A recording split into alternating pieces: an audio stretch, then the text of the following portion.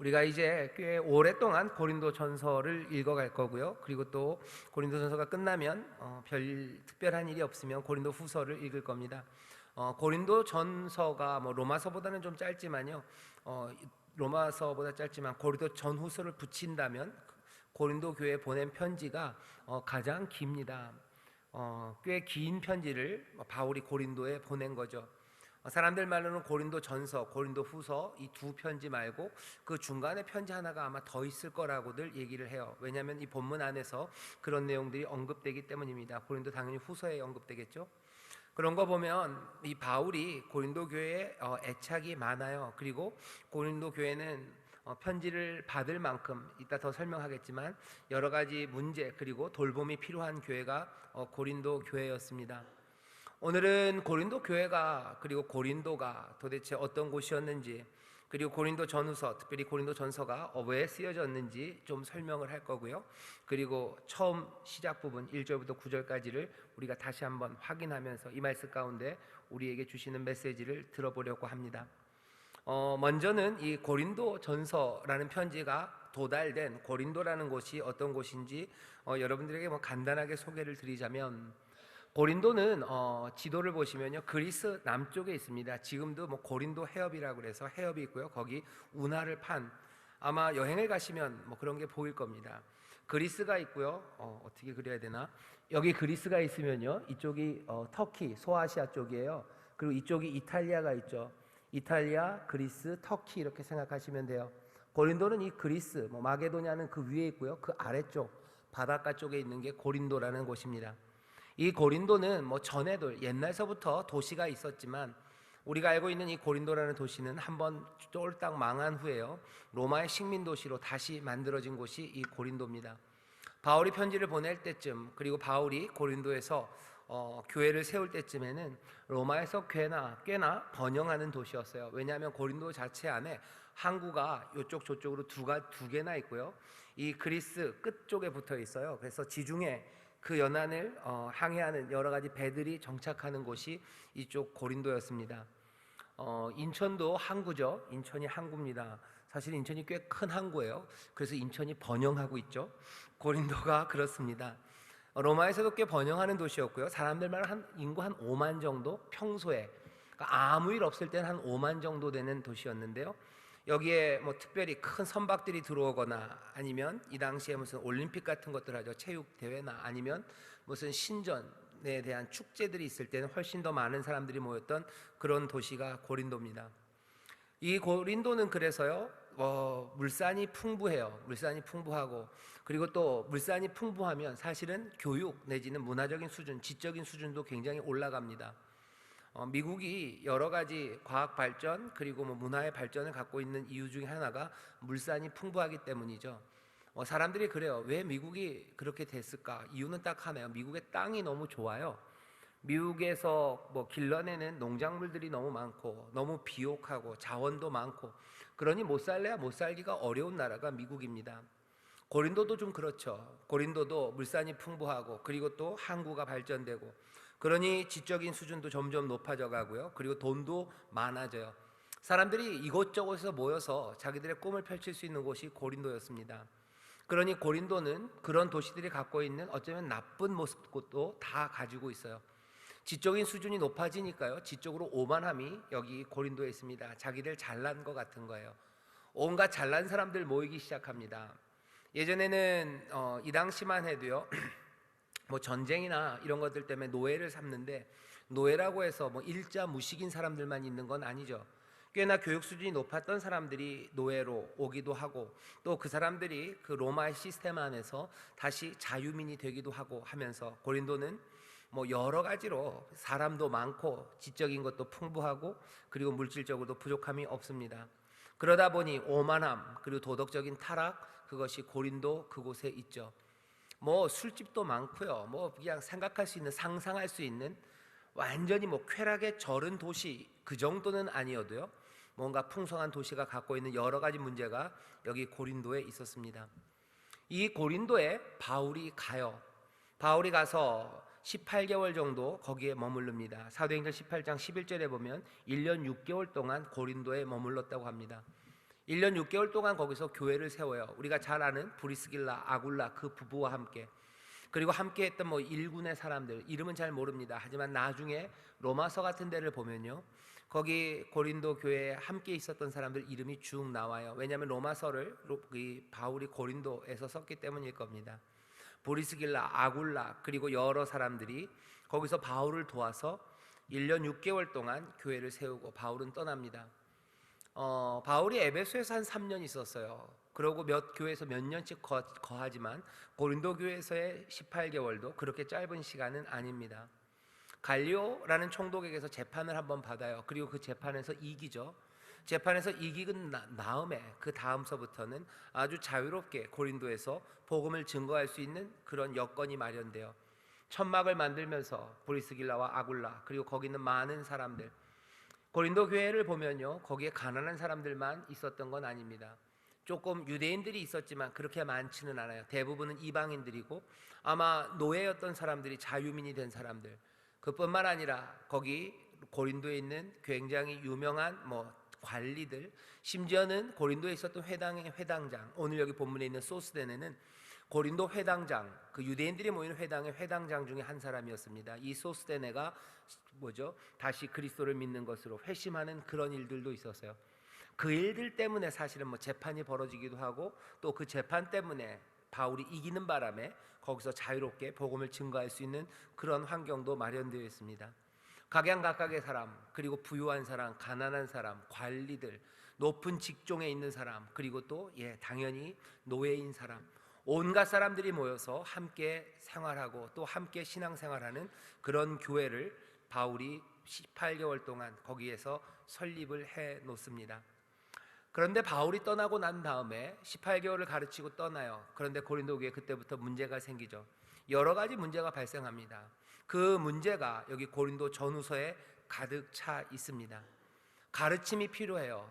그러니 그냥 가장 유명한 사람 바울을 찾아간 건 아니고, 바울이 그 교회를 세웠기 때문에 교회에 문제가 있을 때 사람들이 바울에게 도움을 청합니다. 편지를 가지고 가는 경우도 있고요, 그리고 소식을 전해 들은 경우도 있습니다. 에베소에 바울이 있었을 때요, 고린도전서 1장 오늘 본문 11절을 보면요, 여기 소식이 전해져요. 고린도전서 1장 11절 읽어볼까요? 내 형제들아, 글로의 집 편으로서 너희에게 대한 말이 내게 들리니 곧 너희 가운데서 분쟁이 있다는 것이라. 글레오의 집 사람이 나에게 왔어요. 그래서 너희에게 대한 말을 나에게 해줬어요. 특별히 어떤 일이냐면 분쟁이 있다는 소식이 들립니다. 바울이 에베소에 있을 때 사람들이 가는 거예요. 고린도 교회 문제가 많으니까 사람들 갈 편이 생기면 바울에게 가서 고린도 교회의 형편을 알립니다.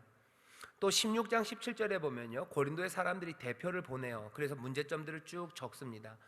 우리가 궁금한 게 있어요. 이것 때문에 우리에게 여러 가지 혼란이 있습니다. 이 문제에 대해서 대답해 주세요라는 편지를 가지고 바울에게 간 이야기가 고린도전서 16장 17절에 있어요. 제가 그냥 한번 읽겠습니다.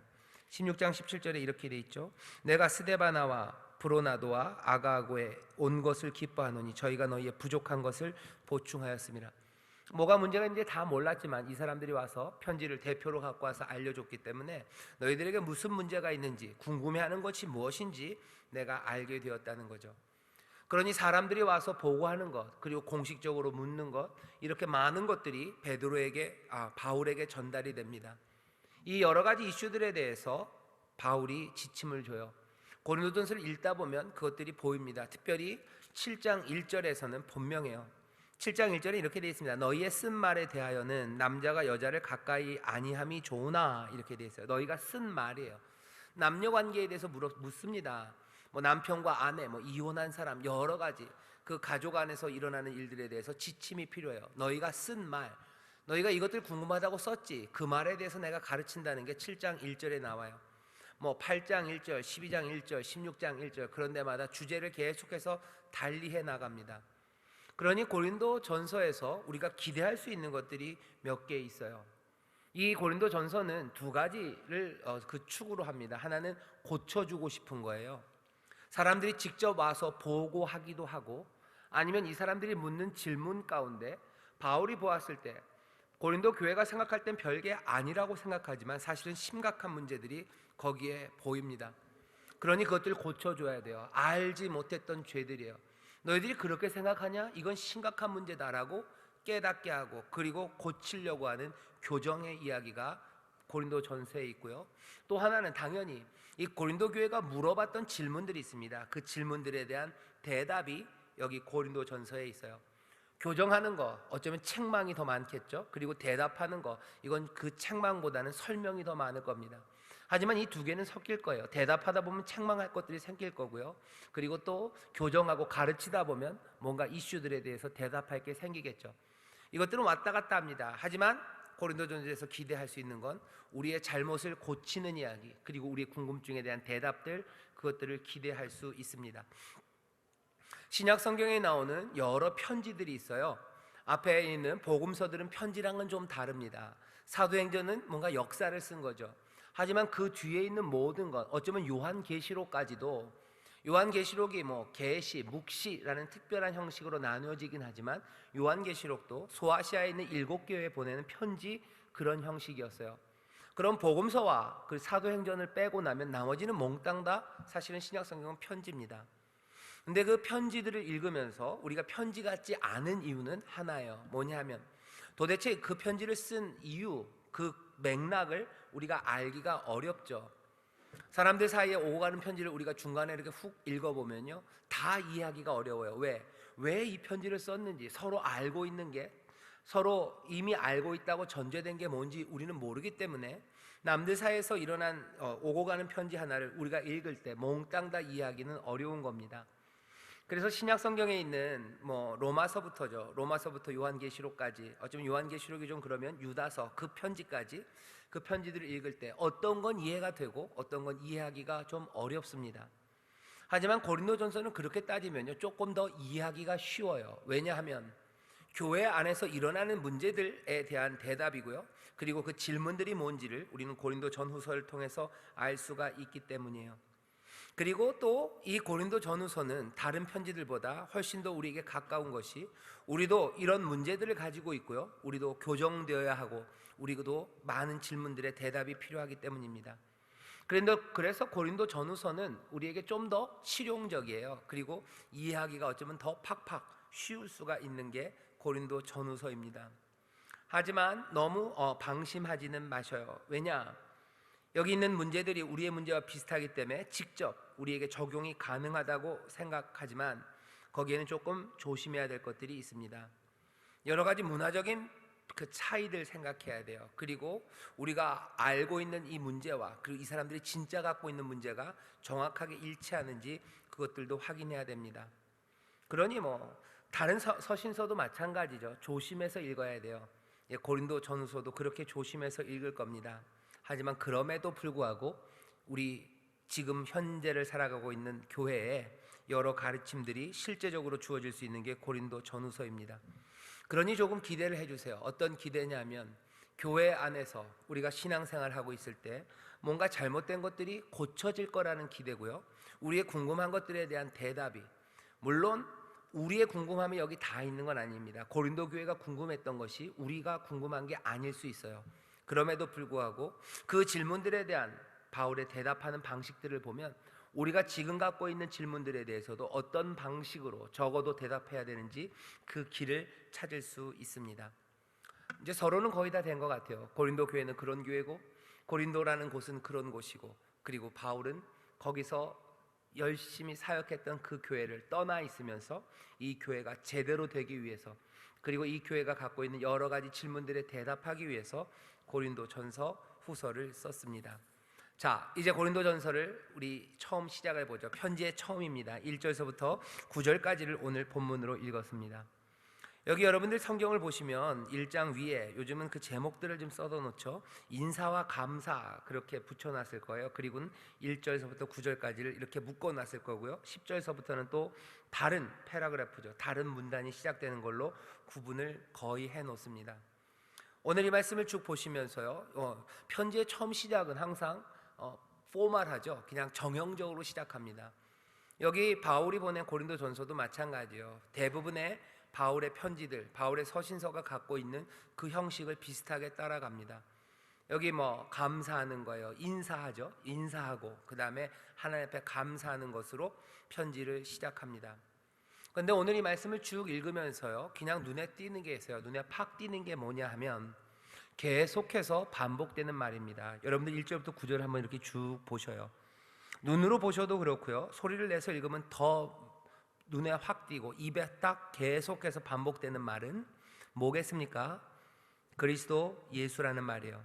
1절에 보시면 하나님의 뜻을 따라 그리스도 예수의 사도로 부르심을 입은, 2절을 보면 곧 그리스도 예수 안에서 거룩하여지고 또 각처에서 저의 이름 우리 주 대신 예수 그리스도의 이름을 부르는 모든 자, 3절입니다. 하나님 우리 아버지와 주 예수 그리스도로 쫓아, 4절입니다. 그리스도 예수 안에서요. 5절만 없어요. 아주 짧은 5절만. 이는 너희가 그의 안에서, 여기도 그냥 대명사로 그라고만 말하지만 그 이름은 없습니다. 그의 안에서 모든 일 곧 모든 구변과 모든 지식의 풍족함으로. 6절입니다. 그리스도의 증거가. 7절입니다. 우리 주 예수 그리스도의 나타나심을. 8절입니다. 주께서 우리 주 예수 그리스도의 날에. 9절입니다. 그의 아들 예수 그리스도 우리 주로 더불어. 계속해서, 사실은 대명사로 받을 수도 있어요. 5절에서 그렇죠. 5절에서 이는 너희가 그의 안에서 하면서 대명사로 받을 수도 있는데 대명사를 쓰지 않아요. 뿐만 아니라 사실은 예수 그리스도 대명사 말고도 다른 말 할 말 많습니다. 하지만 바울은 고린도전서를 시작하면서 계속해서 그 입에 그리고 그 글에 빠짐없이 그냥 빼곡하게 채워져 있는 것은 주 예수 그리스도라는 그 말이 계속해서 반복됩니다. 바울이 고린도 교회에 편지를 보내면서 그들을 고치려는 마음, 그들의 잘못을 고치고 질문에 대답해 줘야 되겠다라고 생각해서 쓴 편지가 고린도 전후서인 건 분명해요. 하지만 여기 고린도전서 앞에 나와 있는 것들을 보면 이 바울이 이 편지를 통해서 하려고 하는 일이 단순한 교정이나 그리고 질문에 대한 대답만은 아니라는 것이 그냥 확연하게 보입니다. 먼저는 바울 안에 채워져 있는 게 뭔지예요. 바울의 관심이 뭔가 하는 거예요. 바울은 여기 편지를 시작하면서 입만 열면 나오는 말이 주 예수 그리스도, 예수 그리스도, 하나님의 아들 그리스도, 하나님의 아들 예수 그리스도, 계속해서 그 말이 반복됩니다. 바울의 관심이 어딨냐는 거예요. 바울은 그냥 입을 열면 그 말이 줄줄줄 나와요. 왜? 머릿속에 가득 찬 게 나오는 거죠. 입에 있는 게 나오는 겁니다. 철의 여인인가요? 그 영화 있었어요. 마가렛 대처 영화였는데 거기에 나오는 유명한 대사랍니다. 큰일 났네. 갑자기 다 외울까 모르겠는데 거기 보면 그런 말을 한대요. 뭐냐면은 생각하는 걸 조심하래요. 왜? 생각을 조심해야 돼요. 왜? 생각하는 것이 마음에 담긴대요. 마음에 담기는 걸 조심하래요. 왜? 마음에 담긴 게 입으로 나오기 때문이래요. 입으로 나오는 걸 조심하래요. 왜냐하면 입으로 나오는 것이 행동이 되기 때문이래요. 행동을 조심하래요. 왜? 행동이 습관이 되기 때문이래요. 습관을 조심하래요. 왜? 습관이 그 사람의 운명이 되기 때문이랍니다. 쭉 얘기를 해가요. 생각이 결국 운명을 만들어가요. 그런데 고개를 금방 끄덕이면 안 됩니다. 그 가운데 긴 여정들이 있어요. 그 긴 여정들 중에서 뭐가 쭉쭉 빠질 수가 있고요. 그리고 그 다음으로 넘어가는 건 꽤나 시간이 걸립니다. 바울이 입에서 계속해서 예수 그리스도가 나온다는 건 그 생각과 마음에 예수 그리스도가 담겨져 있는 게 분명해요. 단번에는 아닙니다. 오래 묵혀져 있는 거예요. 늘 묵상하는 거예요. 늘 감사하는 거예요. 늘 감격하는 거예요. 그 생각에 그 마음에 담겨져 있는 게 지금 입으로 나오는 거죠. 바울은 입으로만 나오지 않았어요. 아마 그 철의 연에 나오는 것처럼 입에서 나오는 그것이 이 사람의 행동을 만들어냅니다. 행동을, 그리고 습관을, 그리고 운명을. 어쩌면 고린도 교회에 바울이 바라는 건 결국 교정하고 대답하려고 하는 그 모든 것 안에서 바라는 건 뭐냐면 예수 그리스도로 충만해져서, 내가 그리스도로 충만해서 그것들을 말하듯이 너희의 삶도 말도 행동도 그 모든 것들이 그리스도 안에서 이루어지기를 바라는 거예요. 고린도 교회에 하는 여러 가지 충고들을 보시면 그것이 무슨 철학적인 충고도 아니고요, 그것이 내 삶의 지혜에서 나온 충고도 아니고, 그 대답이 어디 다른 책에서 찾아온 게 아니에요. 몽땅 다 예수 그리스도 안에서 이루어지는 하나님의 은혜와 거기에 합당하게 살아가는 사람들의 말들, 거기서 합당하게 그 충만함으로 살아가는 사람들의 행동들, 그 사람들의 습관들, 그리고 그 사람들의 운명들, 그 사람들의 역사들, 그리로 이 고린도 교회 사람들을 불러오고 싶은 거예요. 18개월 동안 거기 있으면서 사랑했던 사람들입니다. 결국 바울은 그들도 나처럼이에요. 그들도 나처럼 이 예수 그리스도로 충만한 사람. 그래서 그들의 말이, 그들의 행동이, 그리고 그들의 하고 있는 그 습관들이, 행태가, 그래서 결국은 그들의 운명이 예수 그리스도 안에서 새로워지기를 그렇게 꿈꾸며 소망하는 가운데 이 편지를 씁니다. 고린도전서를 보면요, 그런 얘기들 많아요. 성도들 간에 하고 있는 말들에 대해서 책망해요. 그들이 서로를 대하는 태도와 행동에 대해서 책망합니다. 그들이 습관적으로 하는 일들이 뭐가 잘못됐는지를 얘기해요. 다 뭐예요? 너희가 하는 그 일들이 왜 문제가 생긴 거예요? 예수 그리스도 안에 있지 않기 때문이에요. 거기에 합당하게 말하지 않은 거예요. 거기에 합당하게 행동하지 않은 거예요. 그러니 너희 가운데 분쟁이 있고 문제가 있고, 해결은 어떻게 해요? 예수 그리스도 안에서 해결이 될 거라고 바울은 처음 시작부터 우리도 기대할 수 있어요. 바울은 그렇게 갈 겁니다. 어떻게 알아요? 1절부터 9절을 보니 알아요. 바울에게 가득한 건 예수 그리스도, 그 모든 관심과 마음은 거기에 차여 있어요. 바울이 고백하는 거죠. 내 삶, 그리고 내가 하는 모든 일, 그 안에 중심은 예수 그리스도예요.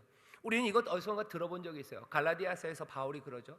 내가 이제 산 것은 내가 사는 것 아니다. 나 십자가에서 예수 그리스도와 함께 못 박혀 나는 죽었고, 이제 내가 산다고 하면 이건 내가 사는 것 아니라 내 안에 그리스도가 사시는 것이다 라고 얘기를 해요. 성경 곳곳에서 그 얘기합니다. 뭐 골로새서, 빌립보서, 온갖 곳에서 얘기해요. 내가 사나 죽으나 주의 것이요, 살아도 주의 것, 죽어도 주의 것. 내 안에서 영광 받으시리는 예수 그리스도밖에 없어요. 바울은 그렇게 고백하는 사람입니다. 내 삶의 중심 예수 그리스도. 바울이 지금 그 고백을 하면서 멈출 수가 없는 거죠. 바라는 건 고린도 교회도 그 삶과 생각과 모든 것의 한가운데 예수 그리스도 두기를 지금 바라며 이 이야기를 쓰기 시작합니다. 뭘로 알 수 있어요? 그냥 1절부터 9절에 계속해서 나오는 예수 그리스도, 예수 그리스도, 예수 그리스도, 바로 이 말입니다. 이걸 보면서 우리 신앙을 한번 봤으면 좋겠어요. 교회를 봤으면 좋겠어요. 한 개인의 성도뿐만 아니라 교회도 마찬가지예요.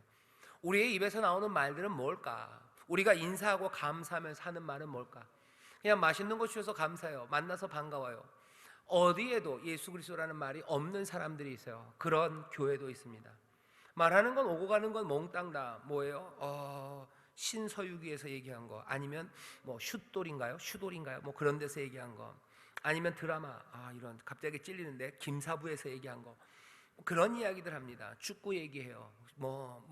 요즘은 바이러스 얘기해야 되죠. 바이러스 얘기합니다. 온갖 이야기들이 다 오고 가는데 어디에도 예수 그리스도 주님이라는 말은 들리지가 않아요. 교회에서도 안 들려요. 내 입에서도 안 들립니다.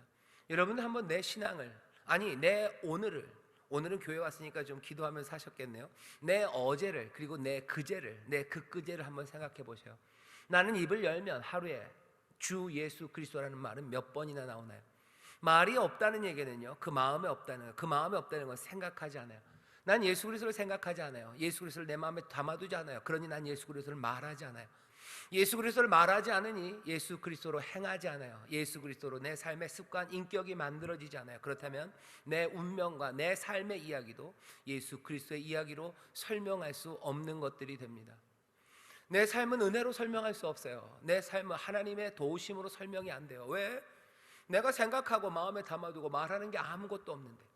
바울은 여기서 그냥 별 뜻 없이 했지만 그냥 바울은 들켜버렸어요. 나는 예수 그리스도를 말한다라고 말하지 않아요. 그냥 예수 그리스도를 말할 뿐이에요. 그러니 우리에게 보입니다. 그리고 우리에게 벌써 가르침을 주기 시작해요. 우리 안에서 주의 이름을 부르는 게 얼마나 있을까? 사람들, 우리 성경에 그런 거 있죠. 주의 이름을 부르는 자가 구원을 얻는데요, 주의 이름을 부르는 자가 구원을 얻는다. 그 얘기가 뭘까요? 어려움에 처했을 때 옛날에 만화 영화 있어서 짱가라고, 짜짜짜짜짜 짱가, 엄청난 기운이 틀림없이 생겨난대요. 어려울 땐 짱가 부르면 어디선가 나타나요. 내가 어려움이 처했을 때 주의 이름을 부르면 구원을 얻는 거예요? 주님은 짱가셔요? 아니, 그 얘기 아니죠. 주의 이름을 부르는 사람들이 있어요. 왜? 그 사람들 왜 주의 이름을 부릅니까? 늘 주의 이름을 불러요. 주의 이름이 언급돼요. 그 사람들이 구원을 얻습니다. 왜? 그들 안에, 그리고 그들은 주님 안에 있기 때문이에요. 다시 한번 우리의 신앙과 그리고 교회를 다시 한번 보셔요. 우리 가운데 정치 이야기, 축구 이야기, 음식 이야기, 여행 이야기, 옷 이야기, 성형 이야기, 아니면 자녀들 교육 이야기, 부동산 이야기, 온갖 이야기들, 맞아요. 우리를 아프게 하는 것들이죠. 그것들 얘기해야 됩니다. 하지만 어쩌면 그것보다 더 많이 언급되고 그리고 우리 안에서 들려지고 불려져야 되는 이름은 주님의 이름, 주 예수 그리스도, 하나님의 은혜, 하나님의 사랑, 그리고 우리를 부르신 부르심, 우리 인생의 목적, 그 이야기들이 나와야 됩니다. 교회에서만 아니요, 가정에서 나오기 시작해야 돼요. 우리의 집에서 한번 내 신앙 말고요 나는 혼자 죄송합니다. 나는 혼자 예수 그리스도의 이름을 말할 수 있어요. 혼자 큐티하고 혼자 말할 수 있죠. 하지만 내 가정에서도 주의 이름이 언급되나 주 예수 그리스도, 하나님의 은혜, 하나님의 사랑이라는 아주 노골적이고 그리고 분명한 그 단어들이 들려지냐 하는 거예요. 한번 그러면 안 되지만 하지 맙시다. 우리 집에 여러분들이 도청을 하라고 그러려고 했는데 안 되겠어요. 그러면 안 되지만 한번 돌아보셔요. 우리의 집에서는 예수의 이름이 얼마나 많이 나오나. 그게 우리의 삶에서 그리고 우리의 생에서 우리의 삶과 우리의 모든 삶들을 교정하고 질문에 답을 할 수 있는 그 기준이 됩니다. In Christ라고 그러는 거예요. In Christ alone. 오직 그리스도 안에서 산다는 그 고백이, 그게 참이 되려면 여기 있는 이 바울처럼 여기 부르는 그 이름들이 우리의 귀에 그리고 사람들의 귀에 들려지기 시작해야 됩니다. 억지로라도 좀 해보셔요. 더 깊이 생각하며 그리스도를 말하려고 해보셔요. 하나님의 은혜, 하나님의 도우심, 그 말들 해보셔요. 내 자녀에게 얘기하셔. 공부해라. 나는 집에서 내 아이들을 위해서 기도합니다. 그러니 됐어요? 아니, 내 자녀들에게 나는 하나님의 은혜라는 말을 언제 해봤는지 생각해 보세요. 하나님의 사랑이라는 말을 언제 해봤는지, 하나님의 부르심이라는 말을 언제 해봤는지, 하나님이 우리의 삶을 향해 이루시려는 하나님의 뜻이라는 이야기를 언제 몇 번이나 해봤는지. 바울이 우리에게 도전을 합니다. 본문을 보시죠. 이래가지고는 큰일 났네요. 1절부터 보시면 바울이 하는 일들을 보셔요. 하나님의 뜻을 따라 그리스도 예수의 사도로 부르심을 입은 바울과 미 형제 소스데네는, 아까 잠깐 말씀드렸죠. 소스데네는 유대인의 회당장이었던 사람이에요. 회당장이 회심한 놀라운 사건이 고린도 교회에서 있었습니다. 바울과 소스데네가 고린도에 있는 하나님의 교회, 곧 그리스도 예수 안에서 거룩하여지고 성도라 부르심을 입은 자들과 또 각처에서 우리 주 곧 저희와 우리의 주 되신 예수 그리스도의 이름을 부르는 모든 자들에게 지금 편지를 한대요. 바울이 하는 말을 잘 보셔요. 여러 가지 이야기들이 있지만 여기 거룩함, 부르심, 그런 이야기들이 들려지기 시작해요. 거룩함 그리고 부르심. 그래서 각처에서 주의 이름을 부르는 사람들, 우리를 부르셔서 우리로 주의 이름을 부르게 하신대요. 그 거룩함을 얘기합니다. 고린도 교회, 너희는 거룩하다는 거예요. 왜? 너희는 부르심을 받았기 때문이에요. 그러니 너희들은 주의 이름을 부른다라고 어쩌면 짧은 문장 안에서요 여러 가지 개념들을 순차적으로 텅텅텅 하고 던져 놓습니다. 고린도 교회가 거룩해요. 예, 우리도 거룩합니다. 거룩하다는 거 우리가 잘하는 것처럼 구별하는 거예요. 그리고 그 구별은 항상 목적을 전제합니다. 목적 없이 구별하는 건 없어요. 그죠? 여러분들이 구별하는 걸 보셔. 아이들이 구별을 합니다. 저도 어렸을 때 구슬치기를 굉장히 잘했어요. 그래서 저희 집에 구슬이 진짜 많았어요. 근데 너무 많아서 엄마한테 혼날 것 같아서 제가 나름대로 정예 부대를 골랐어요. 구슬을 고릅니다. 골라서 예쁜 녀석들로 해놔요. 그래서 구별하는 거예요. 구별하는데 아무렇게나 아니에요. 구별하는데 그 기준이 있어요. 몇 가지 기준이 있어요. 맑아서 아무것도 없는 맹담아들, 아니면 무슨 뼈담아들, 뼈다귀로 만든 거, 돌담아들, 쇠구슬들, 그 목적을 가지고 구별해놔요. 구별은 항상 목적이 있습니다. 사람들 축구할 때 꼬맹이들도 가위바위보에서 뽑을 때도요, 너 뽑아, 너 일로 와라고 구별해요. 그때마다 그냥 뽑는 거 아니에요. 다 목적이 있어요. 다 목적을 가지고 하나님이 우리를 거룩하게 구별하실 때는요, 목적이 이미 전제되어 있는 거예요. 하나님의 뜻에 합당하게. 그래서 구별해 놓으셔요. 그러니 구별된 사람들은 이 목적과 분리될 수 없습니다. 구별된 사람들, 구별된 성도는 그래서 하나님의 이 목적, 그것을 따라갈 거라고 기대를 하는 거예요. 때로는 그 기대가 못 미칠 때가 있습니다. 그럴 거라고 구별해 놨는데 그 기대에 못 미치는 경우들이 있기는 하나, 구별하는 자는 이 구별을 통해서 이 목적이 이루어지기를 바라고 기대하는 거죠. 고린도 교회 그 사람들을 거룩하게 부르셨을 때는 그들을 향해서 가지신 뜻이 있어요. 다른 거 아닙니다. 주 예수 그리스도의 이름을 부르는 사람들, 그래서 은혜와 평강을 누리게 하시려고 이 사람들을 부르시죠. 삶의 방향이 정해집니다. 우리의 목적이 무엇인지 그것들을 바울이 고린도 교회에 그냥 짧은 문장이지만 다시 한번 확인해 줍니다. 우리 하나님 우리 아버지와 주 예수 그리스도로 쫓아 은혜와 평강이 있기를. 은혜와 평강이 있기 위해서 부르신 거예요. 또 하나 뭐예요? 우리 하나님 아버지예요. 어느샌가 갑자기 하나님은 아버지가 돼버렸어요. 1장 1절에서 하나님의 뜻을 따라 그랬어요. 하나님 어쩌면 굉장히 초월적인 신입니다. 근데 3절에서는 그냥 은근슬쩍 어느샌가 하나님 우리 아버지라고 부르기 시작해요. 거룩하게 구별해서 목적을 가졌는데 목적의 끝에 뭐야? 하나님은 우리 아버지가 되시고 그리스도 안에서의 은혜와 평강입니다. 그 이야기는 하나님이 그냥 아버지래요. 상투적인 말이 아닙니다. 지금은 너무 오래되었고 우리가 하도 쓰는 말이라 그냥 하나님은 아버지라고 하지만 여기 있는 이 말은 굉장히 놀라운 이야기예요. 하나님은 아버지가 아니죠. 혹시 헤라클레스는 제우스에게 아버지라고 할 수 있을지 몰라요. 하지만 평범한 사람들은 제우스에게 아버지라고 못합니다. 그 여러 가지 다신 중에서 그냥 막 그렇게 사람이랑 어떻게 해서 막 애를 낳는 그런 이상한 신들도 아버지라고 부를 수 없어요. 왜? 아버지가 아니기 때문이에요. 그런데 여기 하나님을 아버지라고 바울이 얘기하는 건 유일신이에요. 모든 신이라는 것들이 그게 허상이건 뭐건 간에 그냥 유일한 한 분 하나님이 계셔요. 어쩌면 뭐 제우스나 이런 것과 비교도 안 되는 그 하나님입니다. 그 하나님을 향해서 그냥 다짜고짜 난데없이 뭐라고 불러요? 하나님 우리 아버지라고 불러요. 이건 굉장한 선언입니다. 그리고 고백이에요. 어느 순간인가 하나님은 우리의 아버지가 됐어요. 주 예수 그리스도로 말미암아 우리는 하나님 아버지 그 가족이 되어 은혜와 평강을 누리게 하신다고 고린도 교인들을 향해서 자기들의 삶, 그 삶이 뭔지를 얘기해줘요. 주 예수 그리스도 안에서 우리에게 주어진 새로운 운명입니다. 새롭게 만들어진 공동체입니다. 새롭게 형성된 가족입니다. 가족이 아닌 사람들을 뭘로 부르신 거예요? 가족으로 부르셨다고 바울은 그냥 단박에 선포해 버리는 거죠. 우리는 가족이에요. 그러니 그 안에서 은혜를 넘치게 하십니다. 4절이에요. 그리스도 예수 안에서 너희에게 주신 하나님의 은혜를 인하여 내가 너희를 위하여 항상 하나님께 감사해요. 가족에게 주시는, 가족을 만드시고 그러니 그 가족에게 예비하신 은혜가 있어요. 그리고 그 은혜는 점점 풍성해집니다. 어떻게 풍성해져요? 5절입니다. 이는 너희가 그의 안에서 모든 일 곧 모든 구변과 모든 지식의 풍족함으로, 말 잘하고 지식이 풍족한 거 은혜로 그렇게 하셔요. 그 뒤에 보면 나중에 고린도 교회에 문제가 되었던 은사 얘기가 나옵니다. 7절이죠. 너희가 모든 은사에 부족함이 없이 우리 주 예수 그리스도의 나타나심을 기다림이라. 이 은사는 은혜로 주시는 거예요. 영적인 은사에 관한 이야기가 많습니다. 하나님의 가족이 되게 하시고요. 그리스도 안에서 그 안에서 풍성한 것들을 더 주시는데 지식을 주시고 영적 은사를 막 넘치게 주셔요.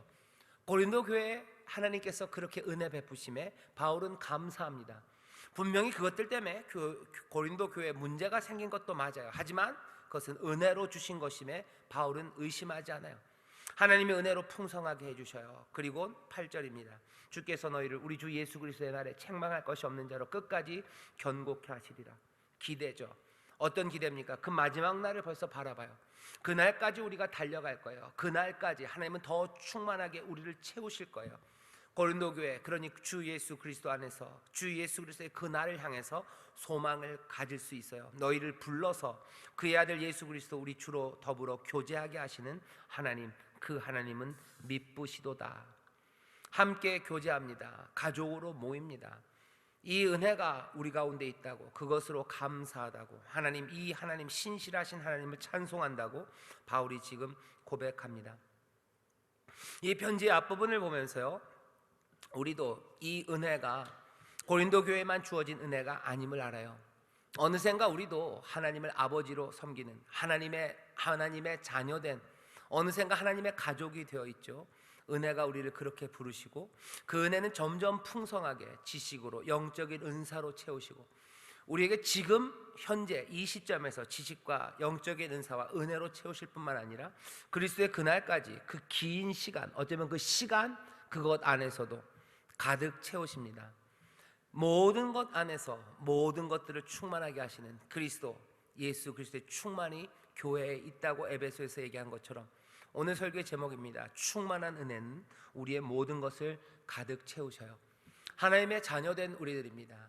우리 가운데 은혜로 채우실 거예요. 영적인 선물들 은사로 채우시고 지식으로 채우실 거고, 우리가 그날 거기에서 온전하게 될 때까지 그 모든 시간들 안에 우리를 가득 채우실 겁니다. 이 고린도 전서도, 그리고 우리가 읽는 이 말씀들도 우리에게 주시는 하나님의 은사 선물이죠. 은혜로 주신 것들입니다. 오늘 우리가 예배하고 기도하고 찬송하는 이 시간도 하나님께서 우리에게 은혜로 주신 시간이에요. 충만한 은혜는 우리의 모든 것을 가득 채우셔요. 그러니 지금 이 시간 은혜가 우리와 함께 하시고 주 예수 그리스도, 그 놀라우신 주님이 우리 가운데 충만하게 역사하심을 우리는 기대할 수 있습니다. 이곳뿐만 아니요, 내일도 그날까지 어느 곳에 있거나 하나님은 각양 은사 선물로 은혜로 우리를 가득 채우셔요. 어떻게 알아요? 우리를 그렇게 부르셨죠. 우리를 거룩하게 그 뜻, 목적을 가지시고 우리를 구별하여 부르셨어요. 하나님이 그 기대를 하십니다. 그러니 우리도 그 기대를 해요. 아까 말씀드린 것처럼 구별하여, 목적을 가지고 구별하여 기대하는데 모두가 다 그 기대에 합당하게 누리는 건 아닙니다. 때로는 넘어지고 거기서 그 길에서 벗어나기 때문에 그것들을 누리지 못해요. 그러니 바울이 어떻게 하는 거예요? 다시 그 자리로 끼어 넣는 거죠. 교정하고 그리고 대답해 줌으로써 하나님의 선하신 뜻, 은혜와 그리고 그 평강이 가득한 하나님의 가족이 되는 그 삶, 예수 그리스도 안에서 누리는 그 은혜의 충만함, 그리로 우리를 계속해서 다시 그 기대에 부합하는, 하나님의 뜻에 부합하는 그 삶이 되도록 한 개인을 그리고 교회를 계속해서 그리로 밀어 올립니다.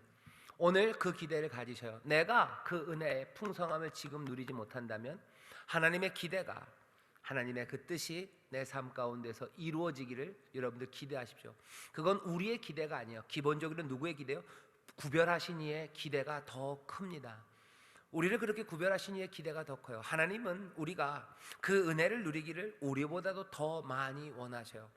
그 은혜는 뭐라고요? 하나님의 자녀, 그래서 하나님의 가족이 된 삶이에요. 은혜와 평강이 가득한 삶입니다. 점점 더 풍성해지는 영적인 은사와 그리고 지식들, 그리고 그 안에서 누리는 점점 더 풍성해지는 샬롬들, 그리고 점점 더 끈끈해지는 가족 간의 교제들, 그리고 깊어지는 사랑들, 그것들이 우리를 구별하여 부르셔서 이루시려고 하는 그 아름답고 복되고 충만한 삶의 모습입니다. 이것 말고 다른 삶들을 이야기하는 사람들이 있겠으나 하나님의 자녀로 부르셔서 예수 그리스도 안에서 새 삶을 가진 사람들은 우리의 인생의 전망을 그렇게 가지셔야 돼요. 충만한 은혜가 내 삶의 모든 것들을 더욱더 채우시기를, 하나님의 자녀된 삶에 감격이, 기쁨이, 사랑이 점점 더 넘쳐나게 되기를, 그 가운데서 점점 더 풍성해지는 은혜 가운데서 변화되어가는 내 삶과 그 삶이 만들어내는 또 기쁨과 감격이 점점 눈덩이처럼 커져가는, 그렇게 살아가는 삶을 여러분들 꿈꾸시고 기대하십시오. 이 기대를 성령님의 도우심으로 하나하나 이루어 가실 줄 믿습니다. 이렇게 새 일을 이루어 가실 줄 믿습니다. 그 모습이 어떤 모습일까 궁금하시면 오늘 말씀의 첫 번째예요.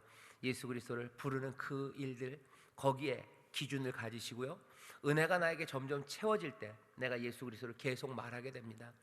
이건 억지로 하는 것은 아니에요. 은혜가 충만해지면 내 삶의 모든 것들을 가득 채우기 시작할 때 어느샌가 우리의 입이, 그리고 입술이, 마음이, 생각이, 그리고 행동이 예수 그리스도 사랑하는 주님으로 충만해집니다. 이렇게 복된 삶, 복된 교회, 그런 복된 가정으로 우리를 부르신 줄 믿습니다. 기도하겠습니다. 하나님, 고린도전서 이 말씀 앞에 우리를 세웁니다. 다시 한번 충만한 은혜가 우리의 모든 것들을 가득 채워 정말 우리를 구별하여 부르신 그 기대가, 하나님의 자녀의 삶이 또 은혜와 평강으로 가득 채우시는 그 복되고 아름다운 삶이 우리 가운데 점점 더 충만하게 이루어질 것을 기대하며 또 그렇게 되기를 간구합니다.